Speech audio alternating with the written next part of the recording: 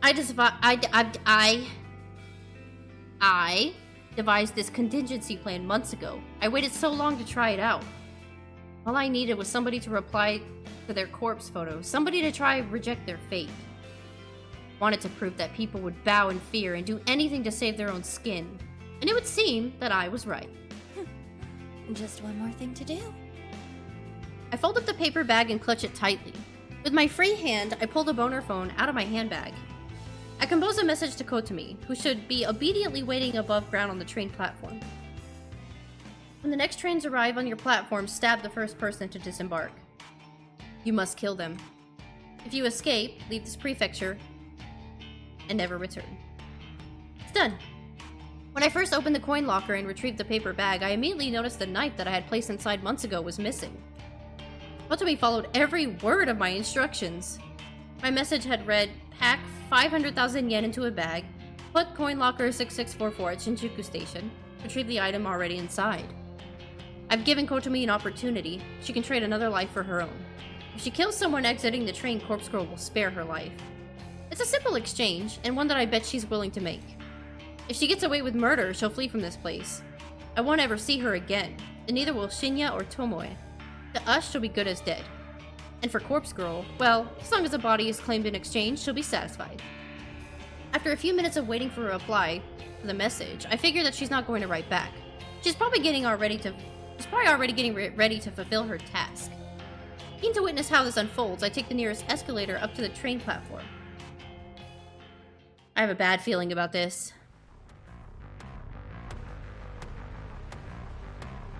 Oh my fucking god. The scene is absolutely chaos. It wasn't difficult at all to navigate this area. All I had to do was follow the echoing screams. I spy the shadowy form of a body laying on the platform in front of me. I can't make out any details, but the shallow pool of blood reflects in the harsh light shining from high up. To my surprise and delight, a second body is sprawled onto the ground nearby. It's a young woman's corpse, with one arm raised against the side of the vending machine. Adrenaline surges through me as the violent scene. Kotomi, she managed to take out 2 people. She might be my new favorite person in the entire world. She took out 3!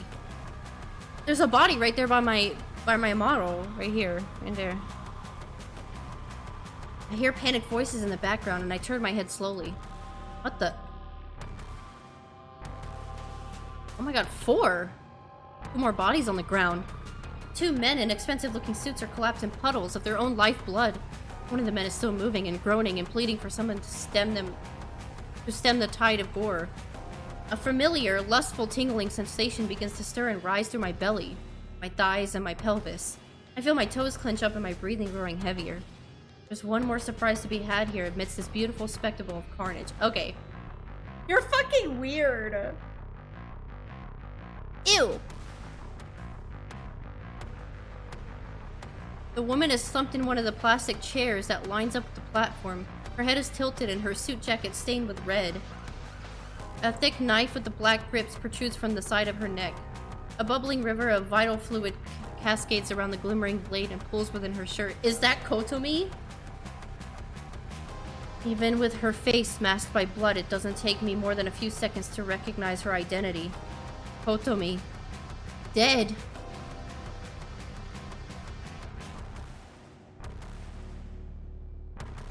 I swing around and take the entire view of the platform, counting the bodies in the path of slaughter. My mind pieces together a theoretical scenario. Kotomi waited for the train doors to open, knife drawn. The knife she retrieved from locker 6644. When the first person stepped out of the train, she stabbed him, left him for dead. The body that I first saw, lying on the edge of the platform, perfectly aligned to the train to fit this theory. Okay. In a panic, Kotomi would have attempted to flee. She bumped into her second victim, the young woman slumped up against the vending machine, and cut her down desperately to make an escape. Judging by the wound on Kotomi's own body, I would assume the 2 businessmen lying face down tried to apprehend her. They must have sustained fatal wounds before finally managing to wrest the knife away and plunge it into Kotomi's neck. This is all just speculation, but I'm fairly confident that that's how this whole event played out. It was probably over in less than 60 seconds.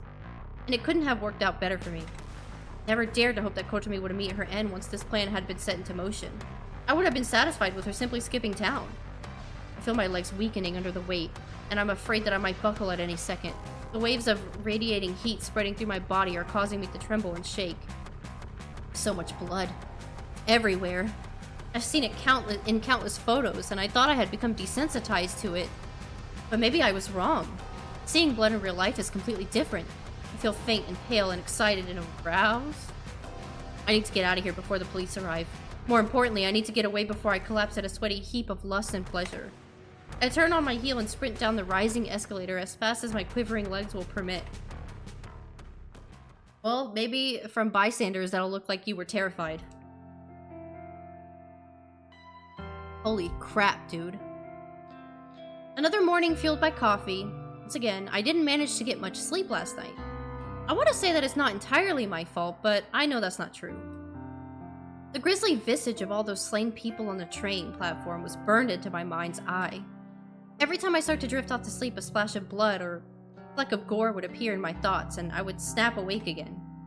At the sight of Kotomi with a knife sticking out of her neck made me shiver more than a few times. Nevertheless, I'm here now at the office as usual. Witnessing violence on that level, in person, was a different experience than I had expected it to be. However, it has helped to steel my resolve. I need to desensitize myself to that kind of carnage, or I'm gonna continue being doing Corpse Girl's ambition. I set down the second empty can of coffee on my desk and lean back into my chair. I catch a glimpse of Tomoe tapping away on her keyboard, completely oblivious to what went down last night. Excuse me. There was a news broadcasting regarding the event, of course, but the finer details of what occurred had been kept under wraps. It'll probably take the police and the media a little more time to get the story straight. It's not that often that a mass killing spree takes over the news, and whether or not the identities of those involved will be revealed is beyond me. For now, I'll assume that Tomoe is in the dark about the event. I don't take her as the kind of girl to be up to date on current events. Even if she did hear about the stabbings, she couldn't possibly know that Kotomi was the culprit. I should probably fill her in later, though. She'll want to know that Corpse Girl claimed her victim, even if it was in a kind of roundabout way. I stretch my arms above my head, let out a small sigh, and proceed to crack open a third can of coffee before getting back to work. Oh god. You got a minute? Sure. Shit, yeah. I wanted to speak to you anyway. Okay. Oh, okay. Well, you go first. Yeah, go first, girl. For sure. Well, I wanted to thank you for killing Kotomi Ida. I don't know how you did it, but thanks. Huh? How did you know she died? Oh, come on. She didn't come in today, right? And there was that brutal stabbing incident over at the station last night. It don't take a genius to put 3 and 3 together. That shit went down so close to here, where we spend so much of our time. Chances were good that it affects someone you know. I shake my head at her logic. The city is home to more people than you could count. I don't know how she came to the conclusion, but the fact that she's actually correct just kind of blows my mind. Well, yeah. I guess that's it then. I'm thankful. For serious. And Corpse Girl really did me and Shinya solid. If there's ever anything you need, like, no matter how dirty, then count me in. I owe ya. Thanks. I'll keep that in mind. Sure. So, like, what'd you want to say to me? Oh, I was going to tell you that Kotomi is dead. Beat you to it, skank! Sure did. But I got a question or two. How'd you get someone to go on a killing spree and take Kotomi out along with the others? I mean, it wasn't you going around stabbing people, was it? No, of course not. Oh? It kind of happened outside my control. I sent Kotomi a photo of her corpse, just like Corpse Girl's standard mode of operation, and I gave her the instructions to kill someone, if she didn't want the circumstances of the photo to come true. Holy shit. She kinda ran with it, I guess. Seems like she took out 4 people before someone fought back and stabbed her. I think I'm in love with her, to be honest. You weird slut! That's horrible! Don't say that stuff out loud ever again, Noriko. I can't keep defending you. What can I say? She went above and beyond. Still, thanks. Really. Shinya will be stoked. That's okay. Just doing Corpse Girl's job. Where is Shinya, anyway? Oh, he was in earlier. Went home a bit early because he wasn't feeling well. think it was just because he was dreading running into Kotomi, but... Well, he'll sort himself out soon enough. You know, Noriko, you've changed a lot. I have? Toads. I mean, I know you act different around me now that we're friends, but it's more than that. Maybe it's because I'm actually taking my medicine correctly. You look, I don't know, kind of better? Healthy or something? Oh. I didn't know about that. Serious, though. I don't know. Maybe I just see it different now that I know who you really are. Maybe. Anyway, I'm gonna get going. You wanna grab a bite or something? Not today, sorry. Maybe another time? Sure thing. Right. See you, Skank! Bye! Tobor slaps my shoulder affectionately and takes off towards the train station. If I remember correctly, she did say that she'd be happy to help me out in the future. No matter how dirty the work is, I'll definitely have to take her up on the offer if needs arise. Another interesting thought crosses my mind. Tobor seems kind of surprised that I managed to manipulate Kotomi into going on a killing spree. To be honest, I'm also amazed I managed to pull that off. Which gets me thinking, would it be possible to manipulate more people in the future? After all, I came out of last night's ordeal with 500,000 yen in cash and a bunch of bodies claimed to Corpse Girl's name. It's a fascinating prospect. There might be something to this. If I could successfully pull the right strings, Corpse Girl's ultimate ambition might be fulfilled sooner than I thought. I continue to dwell on the unlimited possibility as I make my way to the station. God, you're weird. I can't believe it. I can't believe that actually worked. Standing on the train platform, and thankfully not the same one from last night, which had been temporarily closed, I stare into space, completely lost in thought. I start to wonder how Kojiro is getting on with finding us a suitable location. As I fantasize about having an abandoned warehouse or factory to call our own, my phone cries out desperately for attention. I retrieve it from my handbag and glance at the screen. Kojiro is requesting a voice chat. I absent-mindedly wonder if he read my mind and knew I was thinking about him, so I answer the call. Hello. Want to see the place? Yes? No greeting, huh? No, stop. We're not simping anymore. We're not simping anymore, okay? Remember what he said? Sauce. Hi. Want to see the place? What if I'm busy right now? Sauce. You busy? No. Right? Want to see the place? Why would you do that? Why would you make him do that? I roll my eyes and decide to just go along with it. After all, I'm dying to move ahead and see what kind of location he has secured for our work. Yep. Where is it? Mad. Shin Okubo. Behind K-Town. An abandoned factory. Just what you wanted. Shin Okubo. That's suspiciously convenient. Why? I work in Shinjuku. It's just one station away on my train line. Okay. I'm heading there now. You in? I'm in. How do I get to the factory from the station? Exit the station to Okubodori. That's K-Town proper. I'll message you the full address. Okay, got it. Just head through Koreatown. I'll be there soon. Mad. Bye. Kojiro ends the call and I immediately receive a message with the factory's address. Seems easy enough to get to. I feel a bit nervous about going there. It's a new place, and located in a town that I don't normally travel to. But for some reason, I feel energetic. I usually feel enthused about it. Maybe it's because I haven't been hiding away at home all day. I've been at work and around other people. Perhaps that helps me acclimate to the concept of getting somewhere new. Acclimate? And the chances of someone sneaking up behind me and strangling me in broad daylight seem pretty slim, I think. That's a very interesting anxiety to have for the kind of thing that you like to do. As I pull my phone away, the train pulls up the platform. The same train that was going to take me home will now take me to Shin Okubo, very next stop from here. I'm a little weary of how convenient this is turning out to be. Could Kojiro be luring me into a trap? I don't know. I think he genuinely wants to be involved with Corpse Girl's work. I board the train and stand by the doors, ready to disembark at the next station. Oh god. That's abandoned, alright. The abandoned factory is almost exactly how I imagined it. Tall, broad, foreboding, eroded and worn down, with a brick wall and steel sheeting covered with thick layers of black exhaust. Gigantic metal pipes protrude from within and wrap around the exterior, only to re-enter through the vents, and here.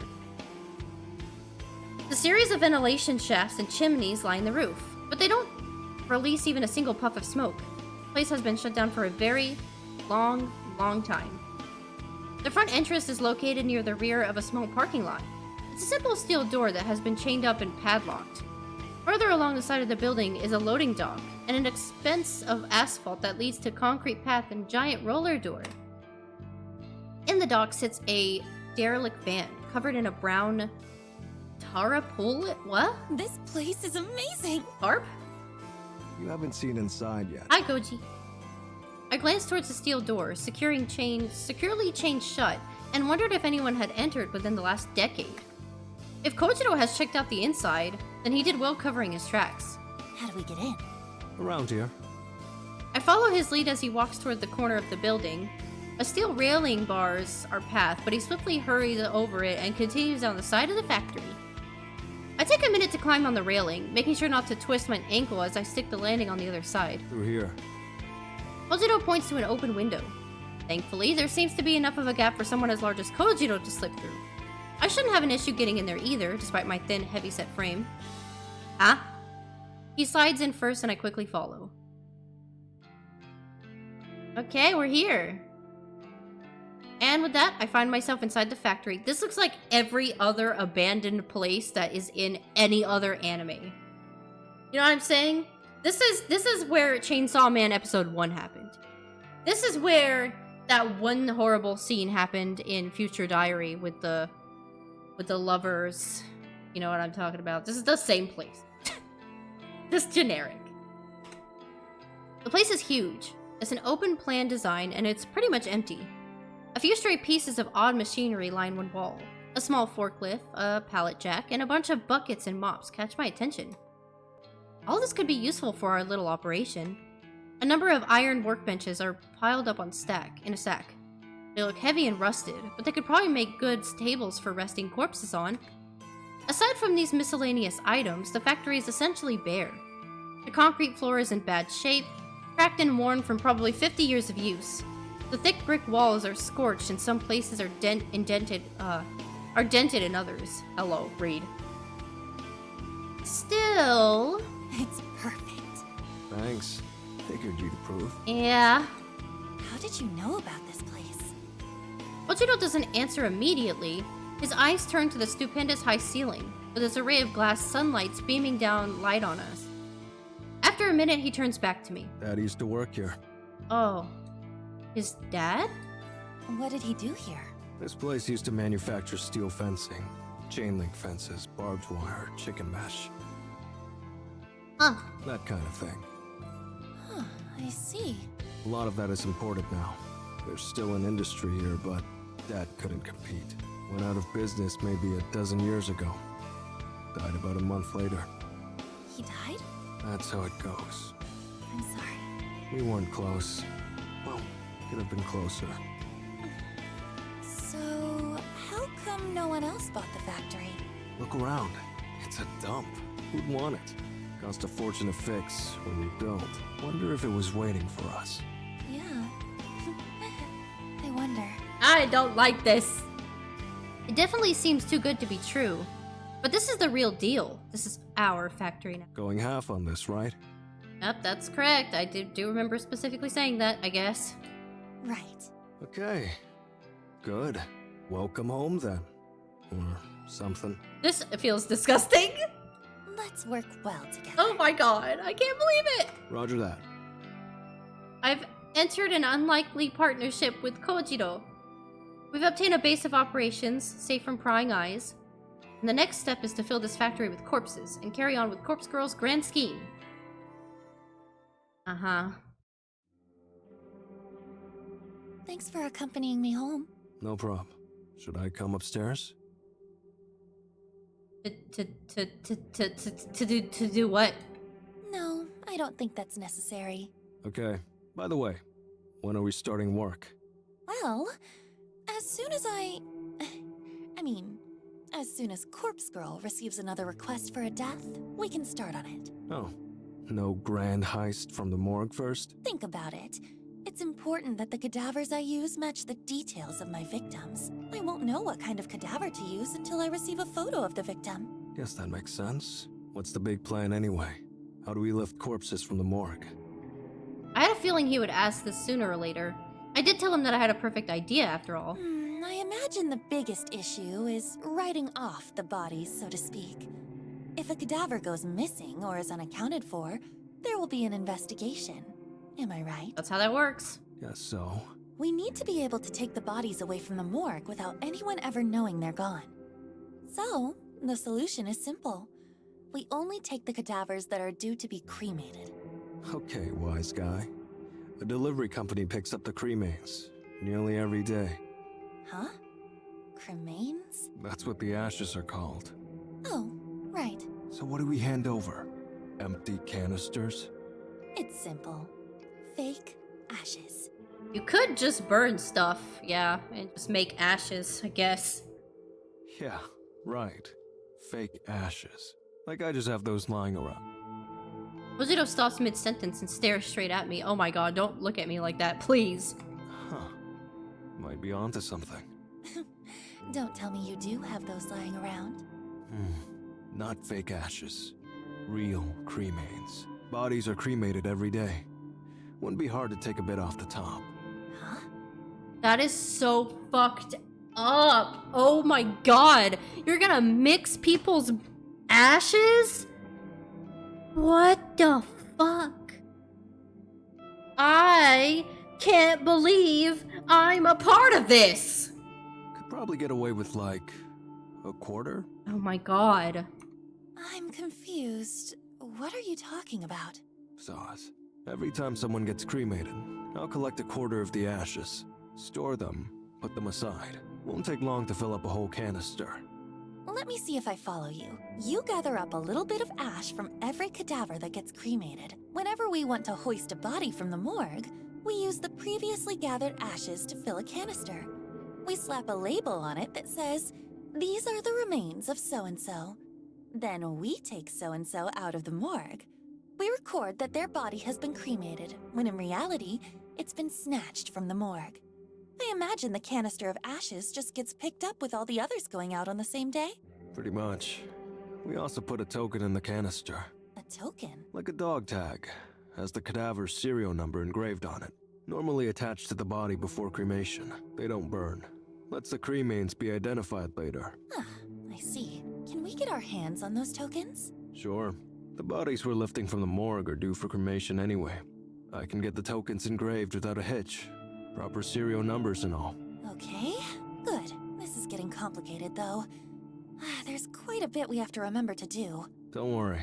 I'll take you through it when we need to. Most importantly, I'll need to start gathering portions of cremains. Need to have those collected in advance. Yeah.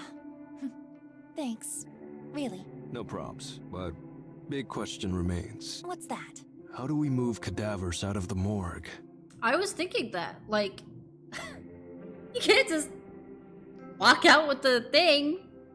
Ever tried lifting a stiff? Oh, yes. An animal. It was an animal, not a person. Not easy. And you're no bodybuilder. No offense. Yeah, it's okay. None taken. None taken? Look, security in the joint is minimal.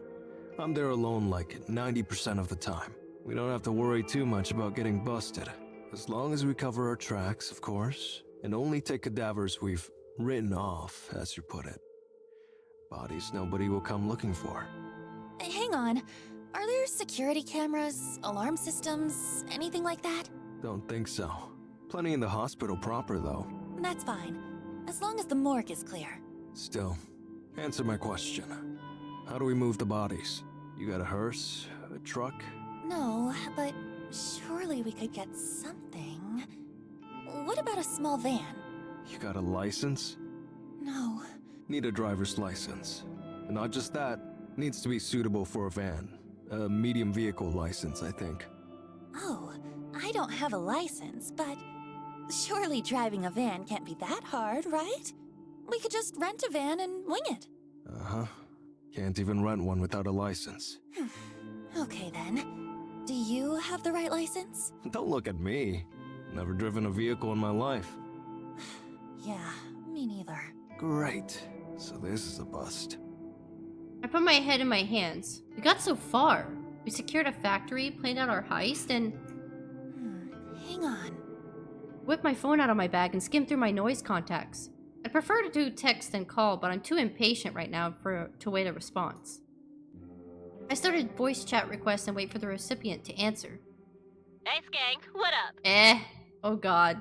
Tomoe, hey, you got a sec? Sure. Do you have a driver's license? Yep. No car, though. Okay, what kind of vehicle is your license good for? Like cars and scooters. Not vans. I mean, I don't think so.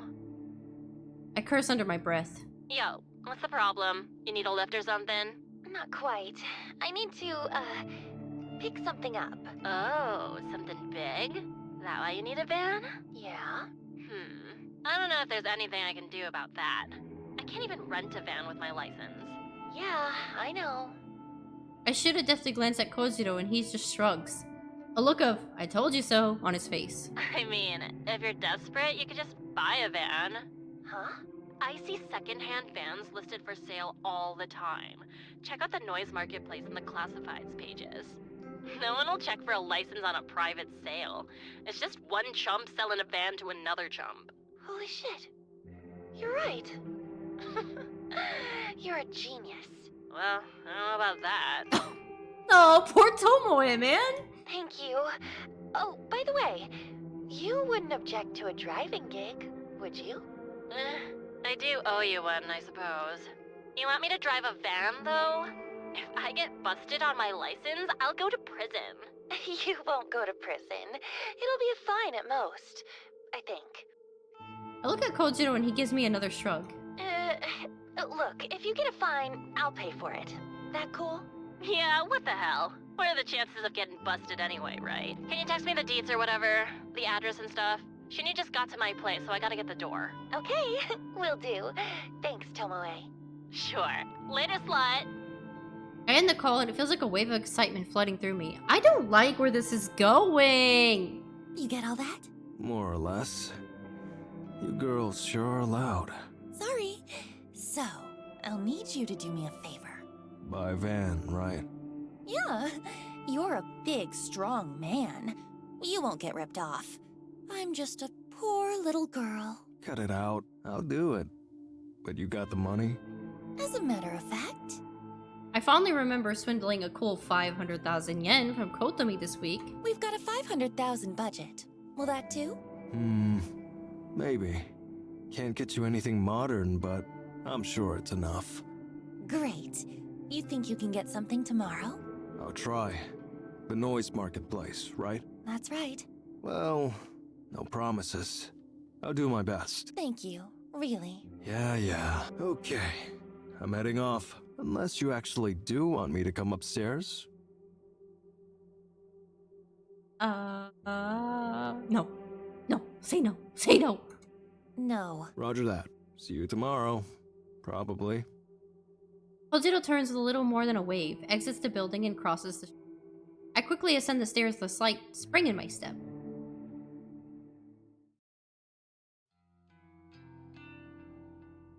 Now it is June 12th. Okay. I'm more eager than usual to get the day started. When I get out of bed, I take my medication, just like usual. I've been doing good at keeping up with it lately, sticking to my newfound conviction. I wash it down the tablets with a glass of water. After getting dressed, I put on my makeup. The same morning routine, same movements, same actions. But I feel good today. I'm not dragging my feet. I'm happy that things are moving forward, for both me and Corpse Girl. As I'm packing my handbag, I receive a call from Aoi. I was just thinking about Aoi. Aoi? I haven't spoken to her for a little while. In fact, the last time we spoke, I think it was way back when she didn't come into the office for her first day of work. That was nearly 2 weeks ago.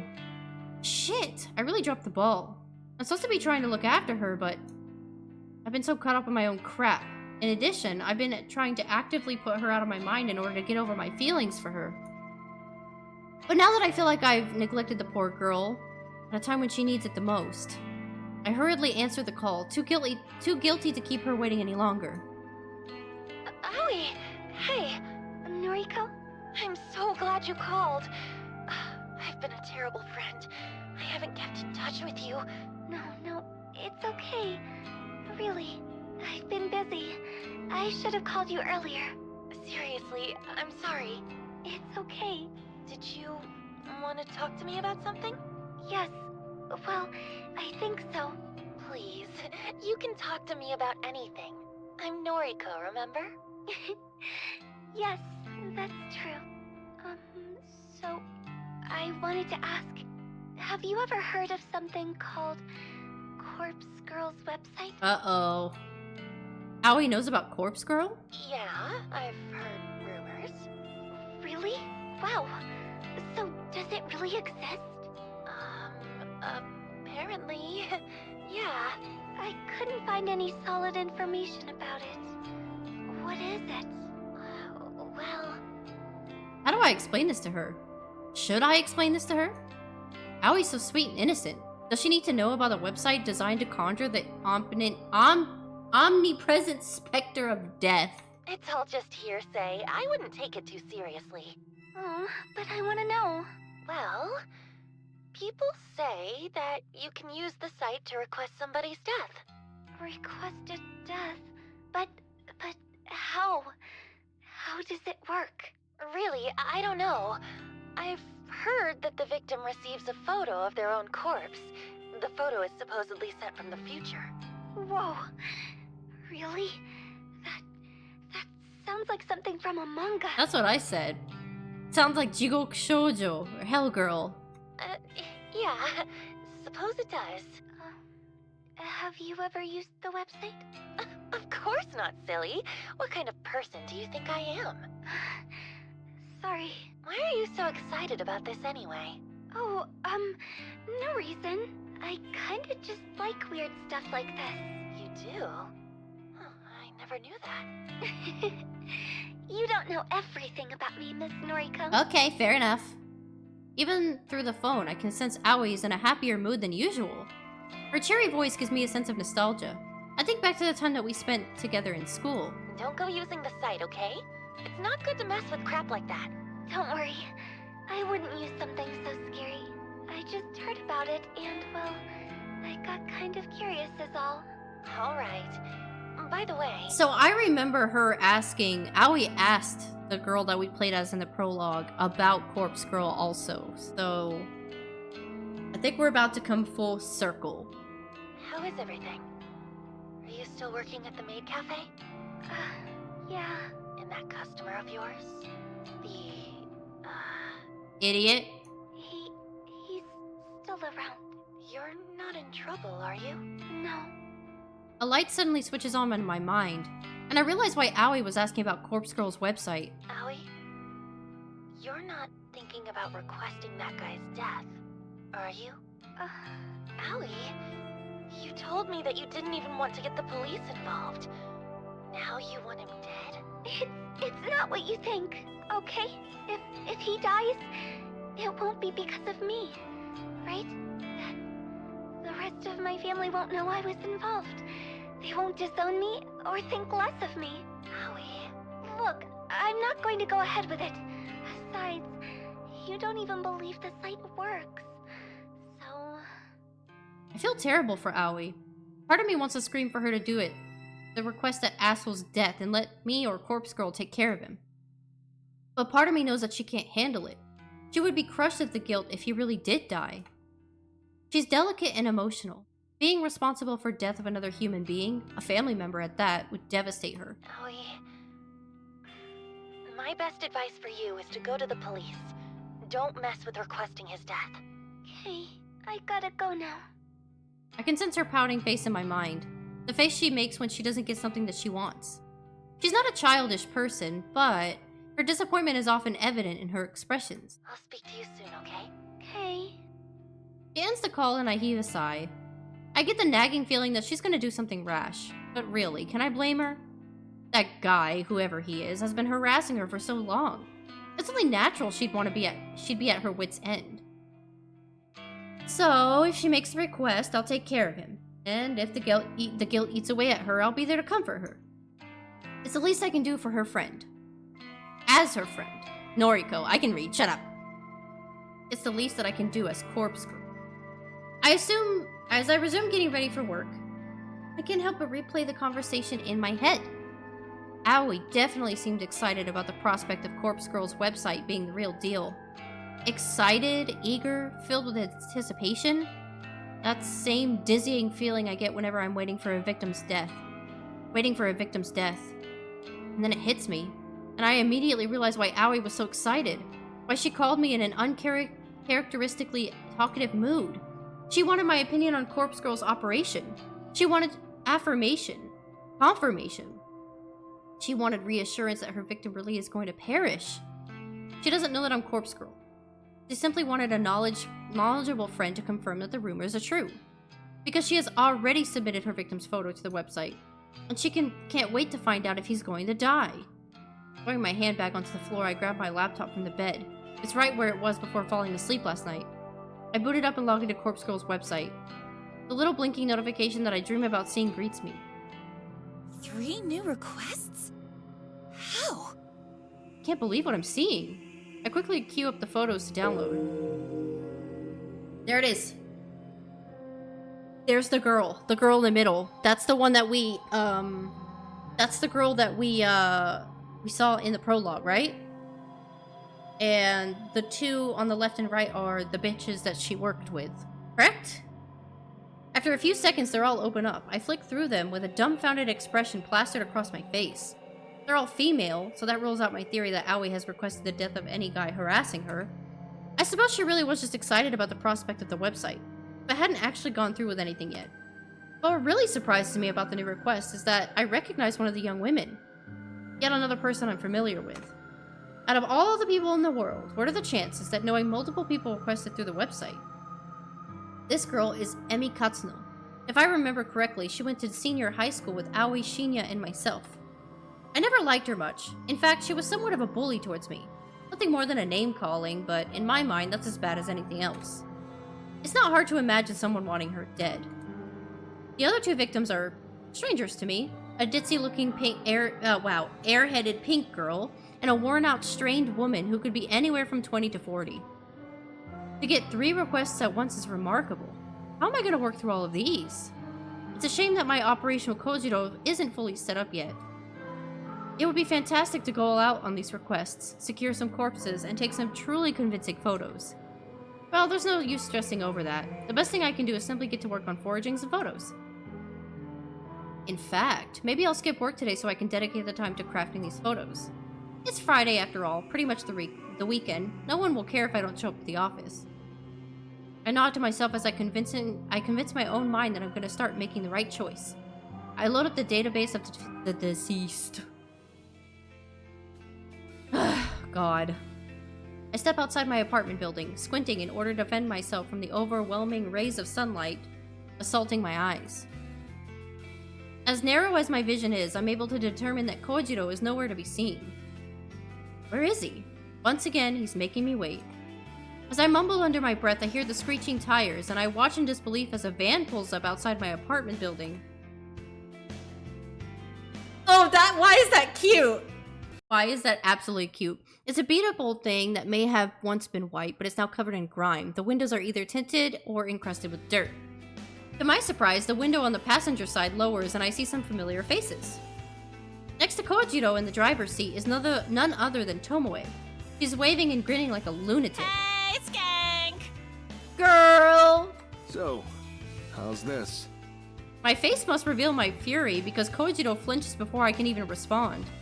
Where did you even get this piece of shit? Some guy. Some guy? What guy? Some guy from the noise marketplace. Only wanted $250 for it. So, here's the other half of your money back. You're welcome. He holds up the paper bag I gave him earlier. It seems to still have a bit of weight to it. When Kojiro shows up at my apartment earlier this morning, he told me he'd found a great deal on a van. I had a good feeling about it. I handed him the money to go and secure the vehicle. However, he mentioned that he needed a driver to haul it back. He asked me to call Tomoe for assistance. Thankfully, Tomoe agreed to help. Any opportunity to leave the office was good enough for her. I never expected her and Kojiro to come back driving a death trap on wheels. Unbelievable. We're not going to die in this thing, are we? Who knows? It has AC! Great.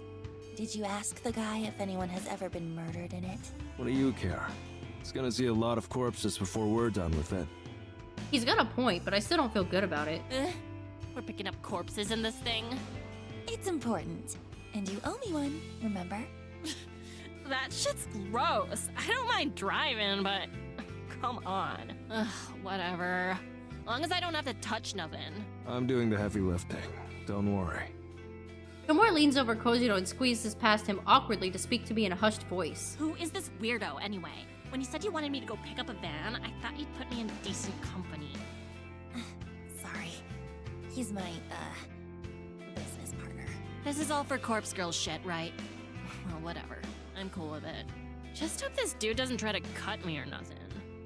She pulls back and gives Kojiro some air. Anyway, get in. Huh? Why? Going to the morgue. Hang on. I haven't planned anything yet. You want to do this now? If not now, when?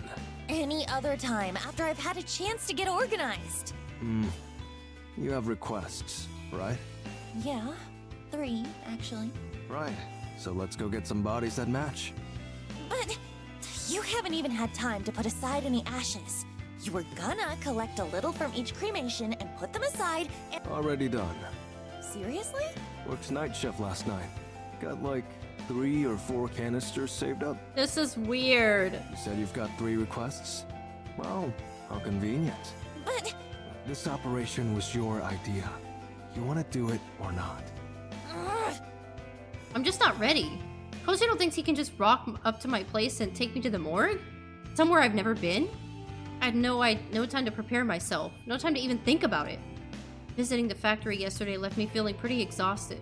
Having to tackle another new place today is simply too much to ask. I told you I'd guide you through the process, right? There's nothing to worry about. You don't understand. I've never been to the morgue before. Tomoe shoots me a quizzical look from behind Kojiro. You nervous? I think I understand. For me, it's the most relaxing place on Earth. My little sanctuary. Really? Sure. No one to talk to me, no one to bother me. Unless you count the dead, of course. I suppose that's true. And you won't be alone. You've got me and this chick. It's Tomoe. Thank you very much. Right. Sauce. I take a deep breath and brace myself for the next thing that I'm about to say. Okay, let's go. Kojiro's right. Everything will be okay. I need to get used to getting into the morgue. It's a new place, but it's going to be an essential place. I tell myself that this is all for Corpse Girl. For me. For us. Kojiro pulls the van's sliding door and I take a careful step inside. Fucked.